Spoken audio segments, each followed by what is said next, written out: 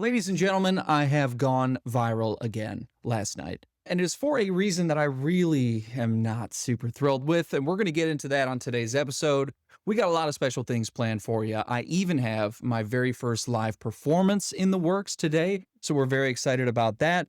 But I wanted to open up with, just again, I always like to start the show with a little bit of gratitude. I like to thank you guys for listening to the last episode. Way more people again than I thought would listen, and I just can't express that enough. But to start things off today, we are going to get into the story of the video that I told yesterday or 2 days ago on my TikTok that has now blown the F up. So I did my same style, format, whatever, and I told this story about a time in my life where I think I was living in Nashville, and I had flown back to Michigan, my hometown, for whatever reason. I can't remember why exactly, but I had this crush on this girl for the longest time. She was always that crush, but in the same vein, she'd always had a boyfriend, or it was always that just girl next door kind of a crush sort of thing, whatever. But anyway, in this time period that I came back to Michigan, I just so happened to be in the window of her being single, and I asked her out. We went out on a date, and because I'm just hopelessly romantic, I catch feelings pretty quick, and I thought it was like, this is it. This is what it's supposed to be like. This is sparks flying, Hollywood, Roman candle, everything. And I go home, and being the musician that I am, wrote a song about it, the whole encounter and her, and name drop her the entire time. And I was so drunk when I wrote it and gagged out of my mind on Adderall that I just went ahead and shipped it to her. I remember I sent it to my buddy, and my buddy very explicitly told me to just go ahead and throw it in the toilet, to be honest with you. He said it was so bad, but I was so jaded by the amphetamines and the alcohol that there was no swaying me, and I went ahead and shipped it to her. Spoiler alert, never heard from her again after that. I said in the video, I think I sent her maybe a good morning text the next day, or maybe a hey the day after that. But ultimately, as you could imagine, never heard from her again. And I had a really hard time grasping the fact that it was the song. To be honest with you, as a musician, I much would have rather it been my looks or my wiener size, quite frankly. But for it to be the song was just the dagger in the heart. And I think it was the song. And so I said in the TikTok video, I said the next morning when I listened to that song for the first time, because I basically got blackout drunk, wrote it, passed out, woke up the next morning and hit the play button on my computer and was like, oh my God, what did I do? And so I said in the TikTok video, I said, if this video blows up, I would maybe share a little bit of the song. And in 24 hours, the video got 1.5 million views. So fuck my life. So I made another video where I shared a little snippet of the song. And I know that for those listening, you're going to want to hear the song. And I thought, it being a longer form piece of content, that I would just go ahead and share the whole thing, and you can get it in its full glory. And if you listen closely enough, you can hear some of the Adderall on the guitar strings that I was snorting, to be honest with you. That's how bad this fucking song is, in my opinion. Now, people on TikTok, to my surprise, when I released it, are saying like, this is actually not that bad at all. That's crazy to me. But here we go. My buddy who I sent this to originally, who told me to never send it. This is like one of the oldest inside jokes that we have, because he always gives me shit about this song. But here we go. The song's name is Oh Maria. Wonder what her name was. I never thought that I would see the day that you'd be waving goodbye while I'm leaving your place. Waking up with you by my side, it's been a dream of mine. Is this a dream of mine? I always thought I saw a look in your eyes, but I was never the boy you were calling at night. Oh Maria, thought I could look but never touch, and then you called me. Come over, let's hang up, I guess the rules changed, but the game has stayed the same. It's the strangest thing I know. Oh Maria, oh Maria. Low-key, the harmonies are kind of fire, though. Tell you what, folks, if microphones could talk, then that one would say, go to rehab and brush your fucking teeth. So that was that song. And yeah, I sent it to her, and I know she read it. I know she listened to it. She had her read receipts on. But literally, I think she listened to it at 7:15 in the morning, which is just not how you want to wake up to the day. Not coffee in that song. But how about the Greek Olympic chorus in the chorals in the background of the chorus, in the background vocals? You can just imagine me sweating bullets, pupils fully dilated, gagged out of my mind, sitting at the computer cross-eyed into the microphone, just singing those harmonies.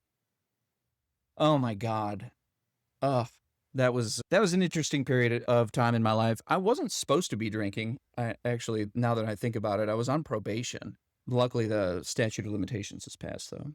But anyway, yeah, I was living in Nashville, and I wasn't supposed to be doing any of that stuff. I don't even think I was supposed to be going back and forth to Michigan, but sometimes you got to do things that you're not supposed to do, folks. And I've learned that in my adulthood. As I've aged and matured, I've realized that rules, they're kind of meant to be broken. And anyway, I wrote that song. My buddy forever and always thinks it's the worst song of all time.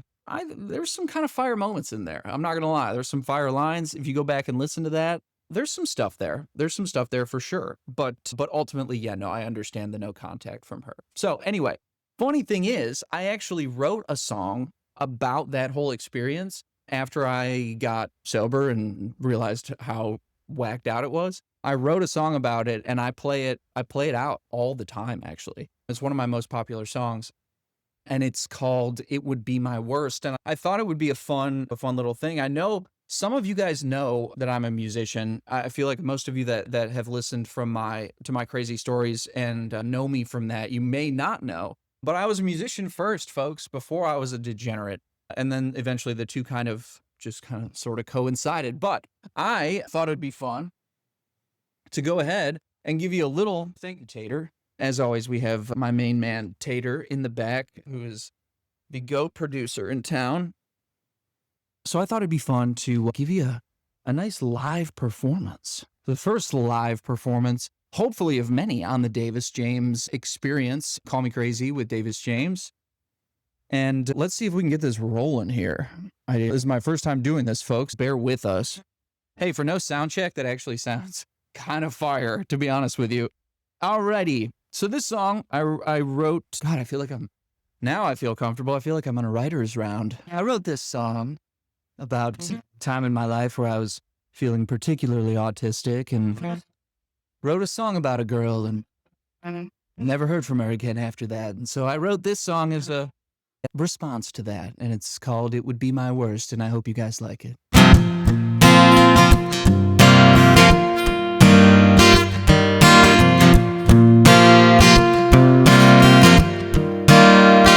Well, I tried to write a song that didn't use your pretty name.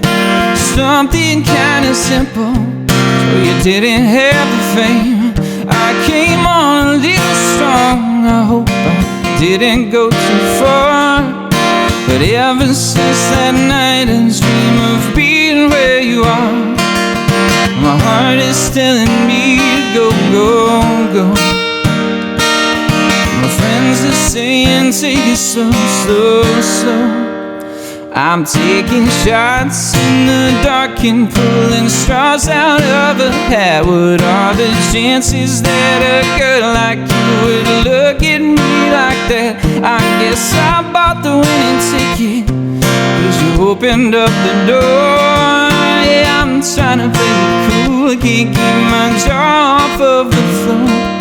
If I screwed things up, it wouldn't be my first. It'd be my worst.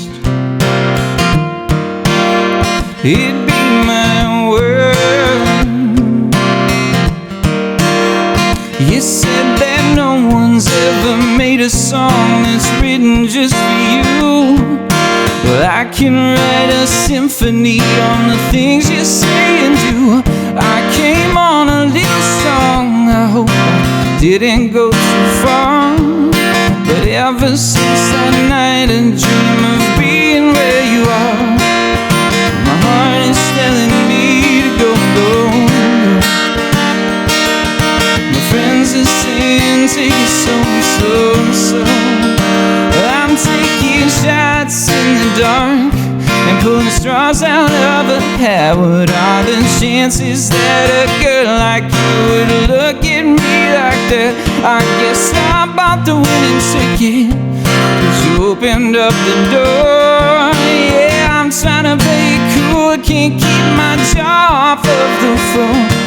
If you screw things up, it wouldn't be my first.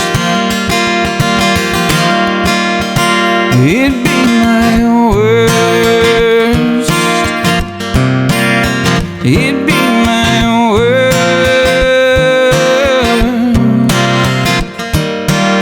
I might be missing all of the targets and pulling out the shortest straws, scratching off all of these tickets, but the numbers don't match at all. Swinging on all of these pitches, striking almost every time. Got me drunk on all these feelings, but I need to walk the line. Walk the line. I'm taking shots in the dark and pulling straws out of the head. What are the chances that a girl like you would look at me like that? I guess I bought the winning ticket, 'cause you opened up the door. Yeah, I'm trying to play cool, I can't keep my jaw off of the floor. If you screw things up, it wouldn't be my first. It'd be my worst. So anyway, folks, as you can tell, the idea behind that song is if I screwed it up, it wouldn't be my first. I've screwed things up before, but this one, it would be my worst. Turns out, it was definitely not my worst. I went my separate ways, she went hers, I found my person, and my wife is leaps and bounds ahead, folks. If I screwed that up, it would be my worst. That one, whatever. God bless her, but I don't care. Anyway, so that was called It Would Be My Worst. I do not have that song released. If you'd like to hear it released, please give it a comment below and maybe I'll throw it in the mix. But for now, actually, this might be fun. This is real quick before I put the guitar away, because I know you guys probably don't want to hear that, but this is my go-to if there's like, if somebody's like, play something or whatever, and I'm like, I just want a showstopper. This is always my go-to. If you know it, sing it.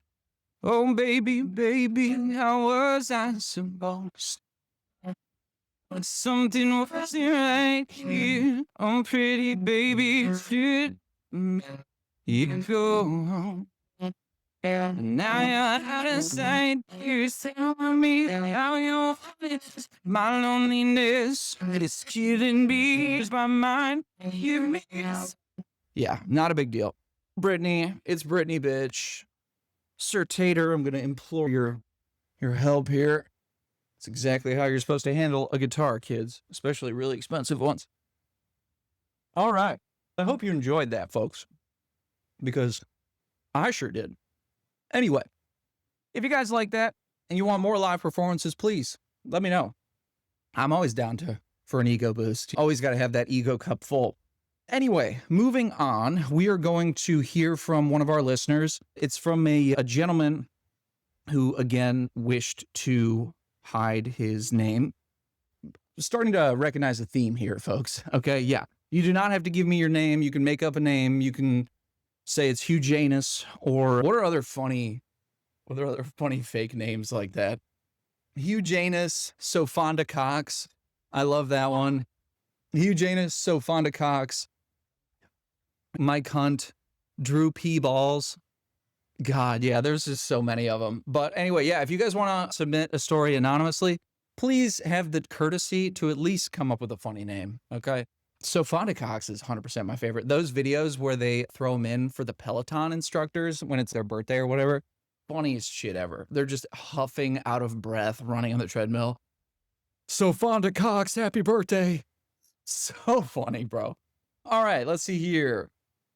So this gentleman, we are going to call him Darren or Darius. He says here, me and my buddy each took 3 Xanax bars and went out to the bars, no pun intended, with some girls that we knew. We proceeded to drink 5 buckets of beer, and we thought that the girls were going to come back to my house with us. It was the perfect 2-man situation. But one of them had something to do the next day, and once we got in the car and we were going home, we had to drop her off, essentially. After that, we proceeded to go get an 8-ball and stay up till 10 o'clock in the morning. And then it would be a great idea. We proceeded to do an 8-ball, proceeded to get an 8-ball and stay up till 10 in the morning. Then the next day, thought it would be a great idea to pack up a van and drive to Austin. Managed to only pack a t-shirt and socks because we were so gagged out of our minds. Then once we got on the road, took 2 more Xanax, woke up in Austin 2 days later and had no clue how we got there. Wow. Okay. Xanax each morning, woke up in Austin on a random house on Sunday and had taken, okay. So after that, they took 2 more Xanax bars and the fire department shows up about a gas leak in the house. The fire department says that you guys could have easily been blown up by smoking cigarettes in here with the gas leak. He says, so they decided to leave there and get tattoos of country club logos, then proceeded to go out on New Year's Eve and do Edward 40 hands at the bar with champagne, woke up in Houston 2 days after that. Don't really remember how I got there. So yeah, this is just your classic teleportation story. And it's something that the government doesn't want you to know about. But I think I know a guy in particular who also has talked about it and discovered it, a Big John, shout out Big John out there. He's a big fan of teleporting. He's figured out the secret. But again, it's something that the Illuminati and the government doesn't want you to know about. Basically, is you take some sort of prescription medication and then add on top of it copious amounts of alcohol, and you will time travel. You will teleport. And this is perfectly demonstrated by this gentleman right here. So basically, just to recap, says he took 3 Xanax, drank 5 buckets of beer with a couple of chicks that he thought he was going to hook up with. Of course, as it goes, that didn't happen. So instead of hooking up with chicks, he actually thought of a better idea, which was get an 8-ball of blow and stay up till 10 o'clock in the morning. Then, as you do on blow, he comes up with the idea of driving to Austin. Typically, this is out of character because typically for me, when that is usually where the night takes me, I'm like thinking of business ideas. I'm telling this dude that I just met that we're blowing down that we should franchise a Long John Silver's together. So anyway, yeah, and then because they were coked out, they could only muster up the energy and mental fortitude to pack a shirt and socks. They get to Austin and they're staying in some random person's house. Apparently they didn't know whose house it was. And all of a sudden, while coked up, blacked out on Xanax, the fire department shows up and says that there's a gas leak in the home. And they're just chiefing cigs. And that's the other thing about about cocaine. It doesn't matter if you're in a dive bar or a church. Smoking indoors is cool. You know what I'm saying? If you're on blow, it's the 80s. Yeah, I'll light up right here in this McDonald's, good sir. So they're smoking inside. The fire department shows up and says there's a gas leak. Yeah. This is like you beat the final destination, brother. If you're out there, be careful, okay? Because that is a literal scene out of Final Destination. You cheated it. No, I'm just kidding. You're fine. But anyway, so yeah, then after that, they decided to get tattoos of country club logos. This guy's a big golfer. And then do Edward 40 hands with champagne. Oh, God. Oh, my God. Champagne, I never got the taste of.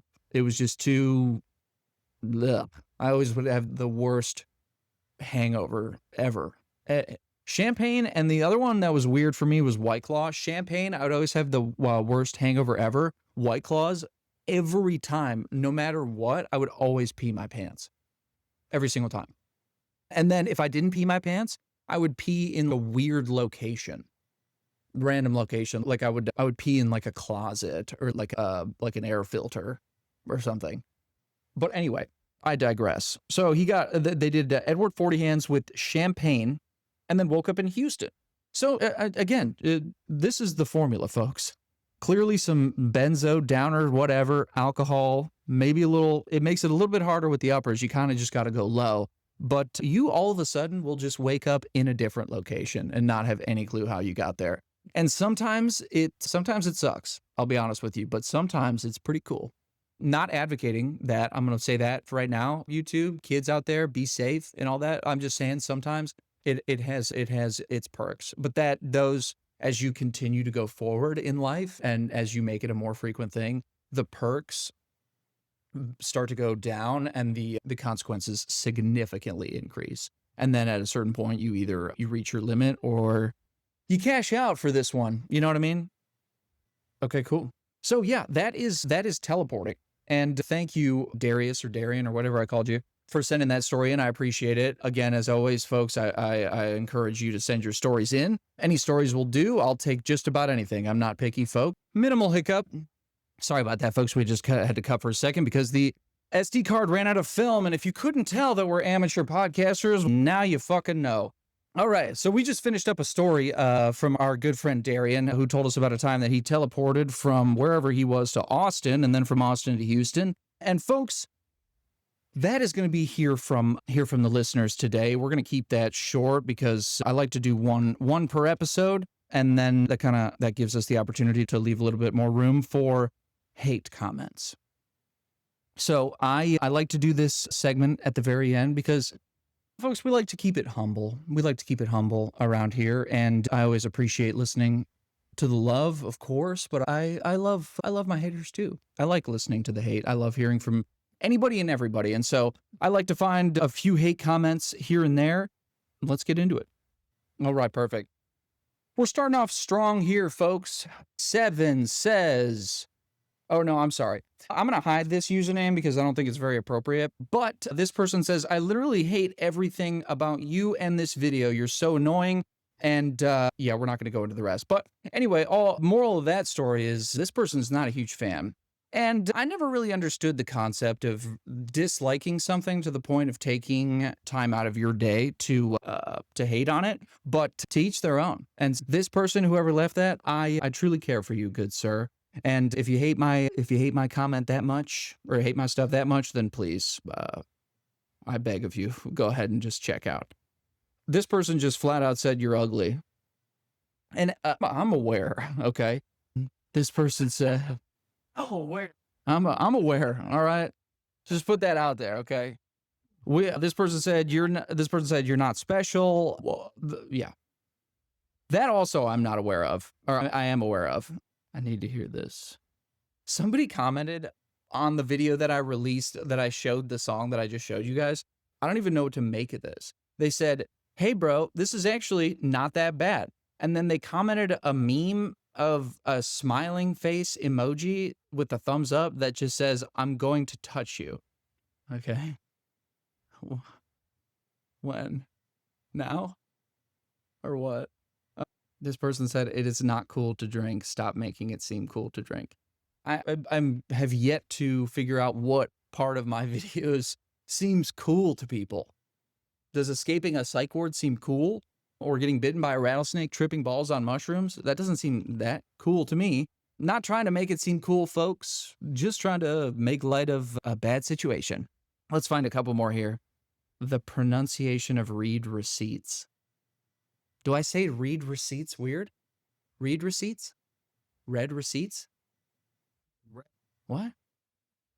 Red. Read receipts. Read receipts. Left field.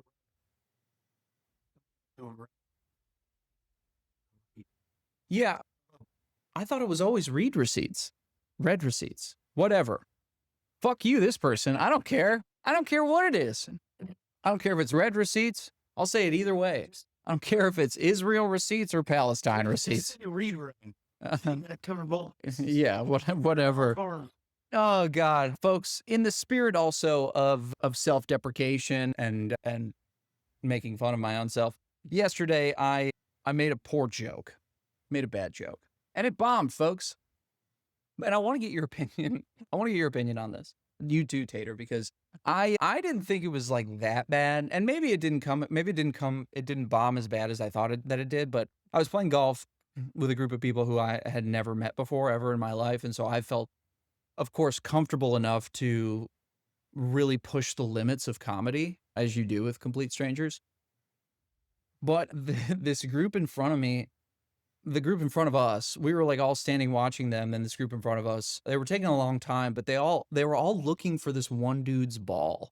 It was in the rough somewhere and they couldn't find it, but all four of the dudes were looking for one ball. And so it looked very funny. It looked like there was like they were all searching for something. And I were standing on the tee box, and I don't know. I don't know these people or whatever. And I may never see them again, so fuck it. I'm standing on the tee box and I said, damn, that ball. I don't know why I said that. I said, damn, that ball must have been a child molester. They got the whole search party looking for it. Not one laugh. Not one laugh, okay? And I'll admit that child molester joke off rip might not have been the best choice. I could have done anything else. I could have gender jokes, whatever, anything. But I had to go for the child molester joke. But to be honest with you, I feel like universally we all hate those people, right? So you'd think it would land, but it doth not land. It did not land at all. They all, and then I was like, a little bit of dark humor there for you, huh? And then they were like, and then I Shawshanked one off into the left woods.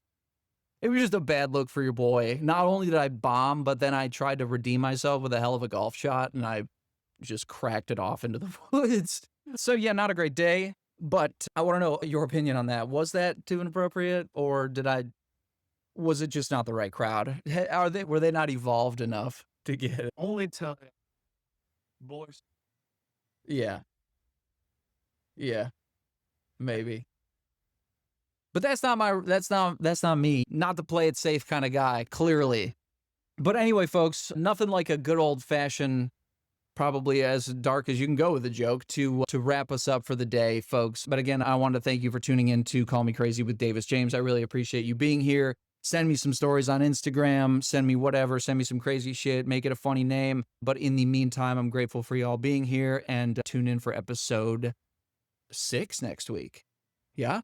Episode 6? This is episode 5, right? Okay. This is episode 5, ladies and gentlemen. Tune in next week for episode 6. Thank you for being here.